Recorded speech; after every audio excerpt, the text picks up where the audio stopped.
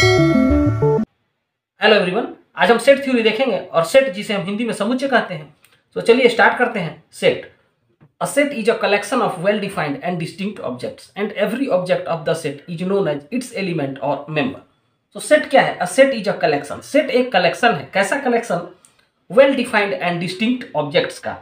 जो ऑब्जेक्ट्स हों वो डिस्टिंक्ट हों और वेल डिफाइंड हों। So well defined and distinct objects का जो कलेक्शन है उसे ही हम सेट कहते हैं। And every object of the set, और सेट के एवरी ऑब्जेक्ट को हम उस सेट का एलिमेंट या मेंबर कहते हैं। सो यहाँ हमें दो बातों पे ध्यान देना है। Well defined and distinct objects. Distinct objects का मतलब हुआ कि जो उसके एलिमेंट्स हों वो अलग अलग हों, और वेल डिफाइंड, सबसे पहले हमें यहाँ देखना है कि वेल डिफाइंड का मतलब क्या है। So by well defined we mean that it should be clear without any doubt whether an object belongs to the set or not. So well defined कहने का मतलब हुआ कि हमें बिना किसी डाउट के ये क्लियर होना चाहिए कि जो ऑब्जेक्ट हमने लिया है वो उस सेट में बिलोंग करता है कि नहीं। ये हमें पूरी तरह से विदाउट एनी डाउट क्लियर होना चाहिए। तो चलिए हम सेट के डेफिनेशन को और क्लियर करने के लिए एक एग्जांपल लेते हैं। यहाँ जो एग्जांपल है हमारे पास, the collection of positive numbers less than 5 is a set because we can always find out whether a number belongs to the set or not. So यहाँ हमने एक ऐसा कलेक्शन लिया है पॉजिटिव नंबर्स का जो कि लेस देन 5 है, यानी 5 से कम सभी पॉजिटिव नंबर्स का कलेक्शन। सो 5 से कम सभी पॉजिटिव नंबर्स का कलेक्शन हमने लिया है। सो ये जो कलेक्शन है वो सेट फॉर्म कर रहा है। The collection of positive numbers less than 5 is a set. क्योंकि because we can always find out whether a number belongs to the set और नॉट। क्योंकि यहाँ विदाउट एनी डाउट हम ये फाइंड कर पा रहे हैं कि इस सेट के मेंबर कौन कौन से नंबर्स होंगे। यहाँ जब हमने इसे सेट के फॉर्म में रिप्रेजेंट किया तो इसके जो मेंबर्स हैं, 5 से कम जो भी नंबर्स हैं पॉजिटिव नंबर्स 1, 2, 3 और 4। सो 1, 2, 3, 4 इस सेट के एलिमेंट हुए। सो इस तरह से हमें विदाउट एनी डाउट ये क्लियर है कि 1, 2, 3 और 4 ही इस सेट के मेंबर होंगे। सो इस तरह से हम कह सकते हैं कि the collection of positive numbers less than 5 is a set because we can always find out whether a number belongs to the set और नॉट। सो हमारे पास एग्जाम्पल है, the collection of all tall boys in a school is not well defined so it does not form a set. हमने किसी school के सभी tall boys का collection लिया। सो क्या ये वेल डिफाइंड है? नहीं, ये वेल डिफाइंड नहीं है। सो इस कलेक्शन के मेंबर्स कौन कौन से बॉयज होंगे विदाउट एनी डाउट हम ये नहीं कह सकते हैं। सो इस कलेक्शन के मेंबर्स के बारे में हमें पता नहीं चलता है यहाँ इस स्टेटमेंट से। सो हम कह सकते हैं कि the collection of all tall boys in a school is not well defined so it does not form a set. चलिए हम और एग्जांपल लेते हैं यहाँ, the collection of stars in the sky is not well defined so it does not form a set. हम यदि कहें कि हमने एक ऐसा कलेक्शन लिया ऑफ स्टार्स का इन द स्काई, स्काई में जो भी स्टार्स है उनका एक कलेक्शन लिया हमने, so it is not well defined, ये वेल डिफाइंड नहीं है। So it does not form a set. So ये कलेक्शन जो है वो सेट फॉर्म नहीं कर रहा है, क्योंकि हम स्टार्स के बारे में कुछ भी नहीं कर सकते। स्काई में जो है अनगिनत स्टार्स होते हैं, तो इनके बारे में हम कुछ भी नहीं कह सकते कि इस कलेक्शन में कौन कौन से स्टार्स मेंबर होंगे और कौन कौन से नहीं होंगे। सो ये वेल डिफाइंड नहीं है। So it does not form a set, यानी ये कलेक्शन जो है वो सेट फॉर्म नहीं कर रहा है। एक और एग्जांपल लेते हैं, 4 good cricket players in India. यदि ये कलेक्शन हमने एक 4 good cricket players of India, तो इसके बारे में भी हम कुछ नहीं कह सकते कि कौन से प्लेयर्स जो है इस कलेक्शन के मेंबर होंगे और कौन नहीं। सो ये कलेक्शन जो है वेल डिफाइंड नहीं है। So 4 good cricket players of India does not form a set.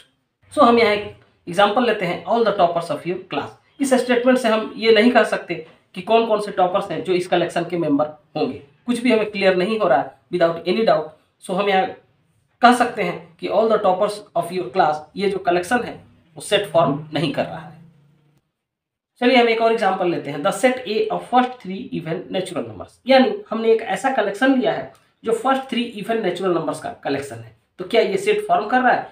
Yes, ये सेट फॉर्म कर रहा है, क्योंकि हमें विदाउट एनी डाउट ये क्लियर है कि इस सेट के जो मेंबर होंगे वो 2, 4 और 6 ही होंगे। सो हमने पहले कहा कि the collection of well defined and distinct objects, और यहाँ जो 2, 4 और 6 हैं वो डिस्टिंक्ट भी हैं। So the collection of well defined and distinct object is called a set. So यहाँ 2, 4, 6 डिस्टिंक्ट भी हैं और इस सेट के जो मेंबर है वो 2, 4 और 6 भी होंगे। विदाउट एनी डाउट हमें ये बात क्लियर है। यहाँ ये कलेक्शन जो है फर्स्ट 3 इवन नेचुरल नंबर्स का ये सेट फॉर्म कर रहा है। अब हम सेट को रिप्रेजेंट कैसे करते हैं? In general set is represented by capital letter of English alphabet. यानी इंग्लिश अल्फाबेट के जो कैपिटल लेटर्स होते हैं उनसे हम सेट को रिप्रेजेंट करते हैं। So the elements of the set are written inside curly braces and separated by commas. So यहाँ हम एग्जाम्पल लेते हैं इसे और क्लियर करने के लिए। If a set A consist of the numbers 1, 3, 8 and 9 it is written as. यदि कोई सेट ए हम बना रहे हैं जो कि 1, 3, 8 और 9 उसके एलिमेंट्स हैं तो उसे हम कैसे लिखेंगे। So set A is equal to, हमने कर्ली ब्रेसेस यहाँ स्टार्ट किया, इसके मेंबर्स को यहाँ हमने लिखा 1, 3, 8, 9 और यहाँ हमने कर्ली ब्रेसेस क्लोज कर दिया। सो यहाँ हमने सेट ए को इस तरह से रिप्रेजेंट किया और सेट ए के जो मेंबर्स है 1, 3, 8 और 9 है। सो हमारे पास जो सेट ए है इसके एलिमेंट्स 1, 3, 8 एंड 9 है। सो हम कहें कि 1 जो है सेट ए का मेंबर है। सो इसे सिंबल में हम किस तरह से रिप्रेजेंट करेंगे ये हम यहाँ देखेंगे। सो सबसे पहले हम लिखेंगे 1 belongs to the set A. जो हमारे पास ये सिंबल है इसे हम कहते हैं बिलोंग्स टू। तो हम कहें कि क्या 5 इस सेट का मेंबर है। ऑब्वियसली 5 इस सेट का मेंबर नहीं है क्योंकि कर्ली ब्रेसेस के इनसाइड में जो भी एलिमेंट्स हैं वो 1, 3, 8 एंड 9 है। सो 5 इस सेट ए का मेंबर नहीं है। सो इस बात को हम सिंबल में किस तरह से रिप्रेजेंट करेंगे, यानी हम कहें कि 5 does not belong to the set A. इस तरह से जब हम इस सिंबल को यूज करते हैं सो इसे हम कहते हैं does not belong to.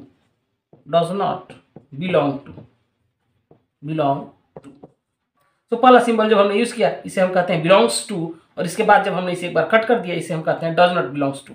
So belongs to किसके लिए यूज होता है और डज नॉट बिलोंग टू किसके लिए यूज होता है, यहाँ हम एग्जाम्पल से इस बात को क्लियर कर रहे हैं। जैसे कि हमने जब लिया 1 belongs to the set A, जैसे कि हमने सबसे पहले देखा कि 1 जो है सेट ए का एलिमेंट है, so 1 belongs to the set A. इसी तरह से यदि हम लिखना चाहें 3 belongs to the set A. Again 8 भी इस सेट ए का मेंबर है, so 8 belongs to the set A. इसके बाद हम और भी लिखना चाहें यदि 9 belongs to the set A. तो यदि हम कहें कि 6 क्या इस सेट का मेंबर है, ऑब्वियसली 6 इस सेट का मेंबर नहीं है। सो इस बात को दिखाने के लिए हम सिंबल में लिखेंगे 6 does not belongs to the set A, यानी 6 इस सेट का मेंबर नहीं है। यदि हम कहें कि 10 क्या इस सेट का मेंबर है, ऑब्वियसली 10 इस सेट का मेंबर नहीं है। So 10 does not belong to the set A.